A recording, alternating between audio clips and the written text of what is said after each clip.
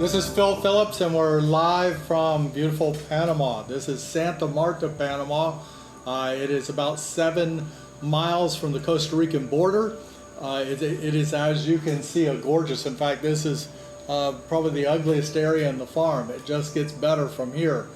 And we're excited about what the farm is doing, what it's already doing. We just got back from 2 weeks of feeding the Guna Indians, and food distribution opens doors. Food distribution helps create relationships. We don't want to create dependency. One of the things that we're saying to the Indians, and we'll keep saying to them, is we don't want to steal your manhood. We don't want the men to become dependent on us. We want to make them independent and show them how to do things. But the way that they will trust us to teach them is if we show them love beforehand, and we show them compassion beforehand, and we do things for them that nobody else has ever done. And that was where we were. We were on an island that had not had another white person on that island for 2 years. So this was not a touristy area. This was not something that was manufactured.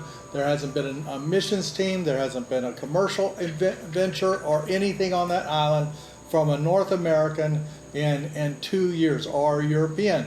So the island is really poised for us to have a real impact.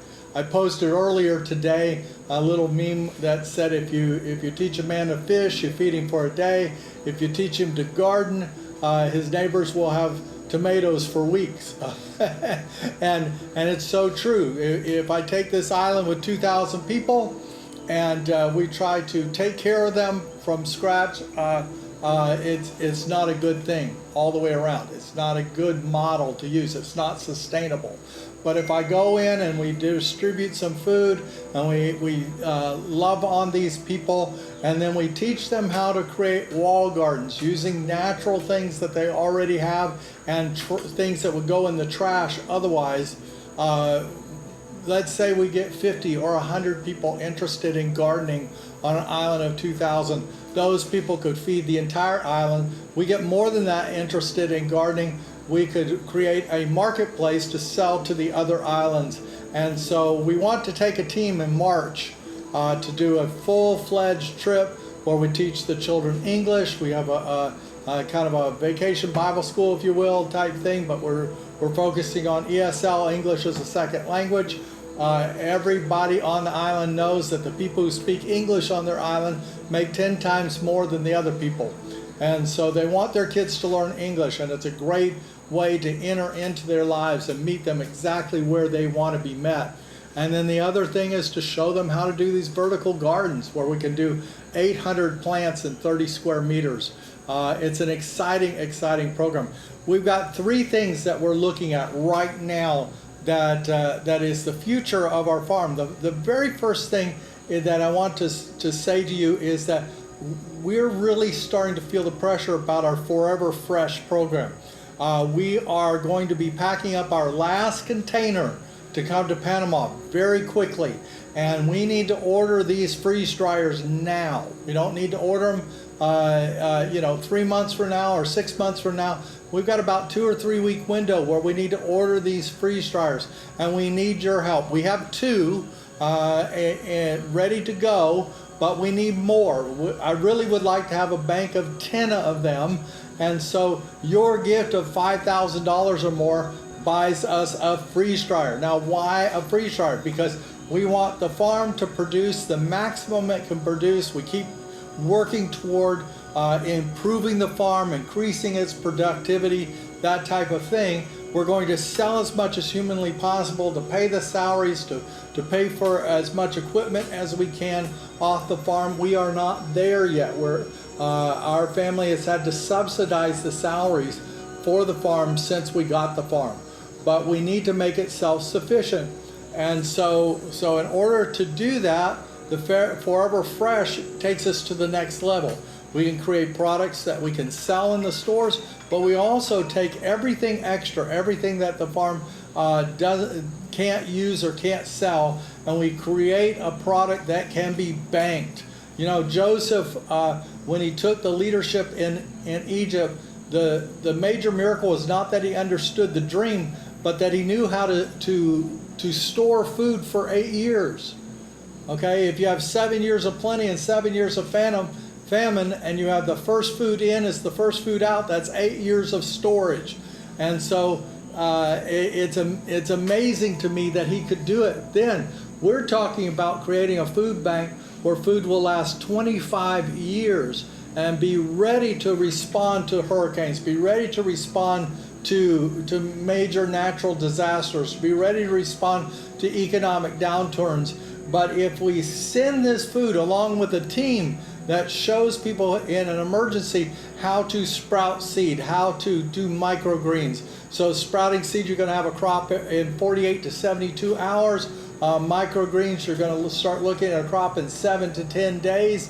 And then we start to show them how to do vertical gardens. So the long-term effect is that they're growing their own food. But we need these freeze dryers. We need them now. If you want to help, text God Loves Kids, God Loves Kids, all one word, to 77977. You're going to text God Loves Kids, all one word, to 77977, and give your best gift today.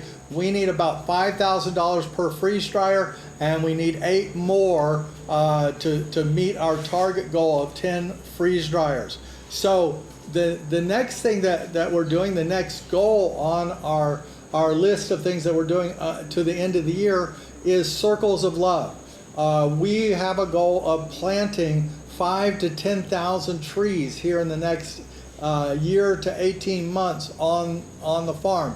Right now we're coming to the end of rainy season, so we're going to start stockpiling trees. But we do tree circles. It's a very specific way of planting the trees, where you have a 3-foot hole dug in the middle, and then 6-foot trees, 6 trees planted all the way around in a circle, and then you plant it in a spiral motion. It's great because we can overplant. It's much more like nature would do it. It's a very unique way of having nutrients go to the trees, water go to the trees, and then we're looking at these tree circles. If you want to participate in a tree circle, it's $100. $100 allows us to plant 6 trees and maintain those trees, and those trees will produce food for 40 or 50 or more years. And so we're looking at, in fact, one of the trees we have on the farm is a jackfruit tree, and the jackfruit tree produces between 1,000 and 2,000 pounds of food every single year. So if you want to help us with our tree circle program, again, you're going to text God Loves Kids to 77977. That's 77977. If you want your investment of $100 to have an impact today, but you also want it to have an impact for generations to come, this is a great way to give once and see that gift have a long-term effect over 30, 40, 50 years. You may want to give it in memorial to somebody. You may want to give it as a birthday present, and we'll do a marker stone on each one of our tree circles. So that's the Circles of Love program. You can check it out on our website. It's a wonderful, wonderful way of meeting the needs of food on an ongoing basis, where we're not constantly having to plant new crops, but we've got this area on the farm that is going to be a wonderful way to grow fruit trees. In addition to that, we want to grow Moringa trees and Neem trees. Both these trees will be a foundation of our superfoods. Plus the Neem is a great insect repellent. There's so many uses for Neem oil, and we're super excited about that. So if you want to help with the trees, that's Circles of Love, and you can text God Loves Kids to 77977. And then the third aspect of what we're doing right now, I mean it's a right now thing, is that we're asking you to donate $1 per pound of food that you want to see distributed. This is a great program. This will help us in a tremendous way. Actually reach out to we're right now creating relationships with 6 tribes of indigenous Indians in Panama we're also starting to create relationships with different orphanages and schools, and you're going to see us over the between now and the end of the year reach out about every 2 or 3 weeks and do a feeding program at a different orphanage, a different school, because we do what we say we're going to do. So if you give $1, that'll provide a pound of food for a needy child, and that pound of food may be reduced into our superfood product, but it's going to have the same nutrition, it's going to have the same capabilities. I couldn't fly to Panama City and ride in a car 3 hours and ride in a boat almost an hour with an ice chest full of 250 pounds of vegetables and lettuce. But I was able to fly with over 4 pounds of superfood in a Ziploc bag in my suitcase. And that 4 pounds of superfood mixed with beans and rice are baked into cookies is a wonderful way to boost the nutrition of the children. The children on these islands are like children all over the world. They have a base level of food that they're eating. The ones on the islands at least have protein. They eat fish and they eat beans and rice, but beyond that base level, which very little of that has a lot of nutrients as far as vitamins and minerals in those things.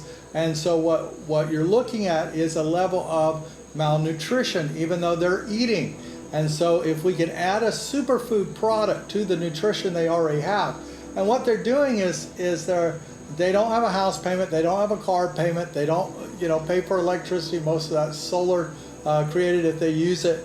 They might buy a boat, but they use a dugout canoe if they can't buy a boat. And if we take these people and look at them, they're spending any little bit of money they make on junk food. The kids are buying prepackaged chips, they're buying sodas, they're bringing in the beans and rice, and we can train them on how to plant on their own island using the coconut, using the fish, using the seaweed and the sand that they already have, and create soil. But in order to open those doors, we need food, and we need to have that food enabled us to give it away. And the best way for us to do that is if you'll participate in the $1 per pound program. So if you don't have $100, if you don't have $5,000, you could participate at $10, at $20, and help us distribute food on a regular basis. Every 2 to 3 weeks, we'll be going out to distribute this food until the end of the year, and we need your help now. And you can do that by texting God Loves Kids, all one word, to 77977. That's 77977. We deeply appreciate your involvement in God Loves Kids. There's been a lot of people who didn't understand what we were doing, didn't understand it, but the bottom line is that we'll be able to give tons and tons and tons and tons of food away, and at the end of the day, we still own the farm. When Jesus needed to feed the 5,000, he didn't send the disciples down to the grocery store with pockets loads of cash and said, help me buy food for those people. He said, what do we have in our hand? And then let me multiply it. And the farm represents that to me. It represents taking a little tiny seed and sowing it and coming out with a great harvest. When you can plant a tree and that tree will produce 1,000 to 2,000 pounds of food every single year for the rest of its life as it starts producing food. Some trees produce 200, 300, 400 pounds of food, but you're getting this multiplying factor, and you only give away the food you can actually grow. And if we want more food, we buy more farms. That's the bottom line. If we need to distribute more food, we buy more farms. But you're helping us in the interim. You're helping us give away this food by investing $1 per pound in the food that we're giving away. And you can do that by texting God Loves Kids at 77977.